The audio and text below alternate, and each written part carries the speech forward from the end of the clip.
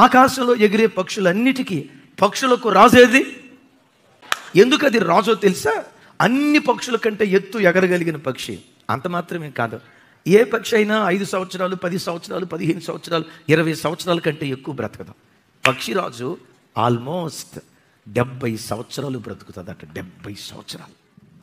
ఎలా? 40వ సంవత్సరం వచ్చిన తర్వాత అప్పటి వరకు పక్షులను వేటాడటానికి నోటితో పట్టుకొని కోళ్లతో పట్టుకున్న ఆ కోళ్ళు ముక్కుందు చూసారా, ముక్కు పూర్తిగా బెండ్ అయిపోద్ది. కాళ్ళగోరులు కూడా బెండ్ అయిపోతాయి. ఈకలు బాగా పెరిగి బరువు అయిపోద్ది, ఎగరలేని స్థితికి వస్తుంది. 40వ సంవత్సరంలో ఒక ఎత్తైన పర్వతం మీదకి వెళ్ళింది. ఆల్మోస్ట్ 1.5 మంత్, 45 రోజుల నుంచి 90 రోజుల కాల వ్యవధిలో ఆ ఎత్తైన స్థలం మీద కూర్చొని ఆ ముక్కును బండకేసి కొడుతూ ఉంటే రక్తం ఉడుస్తుంది. భరించలేని బాధ. ఆ ముక్కును రాలగొట్టిన తర్వాత తినడానికి ఏమీ లేదు. కొన్ని రోజుల పాటు ఆకలితో అల్లాడిపోతుంది. ఆ కొండ మీదే ఒంటరిగా కొన్ని రోజులు గడుపుతుంది. దినాలు అట్లా గడుస్తుండగా ఆ స్థానంలో మరో క్రొత్త ముక్కు పెరగటం ప్రారంభిస్తుంది. ముక్కు వచ్చిన తర్వాత ఏం చేస్తుందో తెలుసా?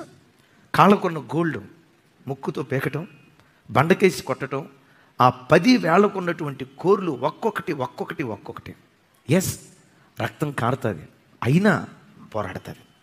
అయిపోయింది. క్రొత్త గోర్లు పెరుగుతాయి. ఆ గోర్లు పెరిగిన తర్వాత పొడువాటి రెక్కలు ఒక్కొక్క రెక్కను పెరికేసి చివరికి బూడిదైపోతుంది పక్షిరాజు. 45 రోజుల పాటు ఎత్తైన స్థలంలోనే ఉన్న తర్వాత క్రొత్త ఈకలు దానిలో నుంచి ప్రారంభమవుతాయి.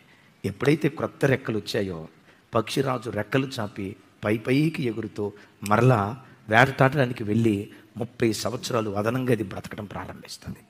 దైవజనమా, మనం పోగొట్టుకున్న ఆత్మీయత, ఒకప్పుడు కలిగిన ఆత్మీయ స్థితి. Download ShareChat.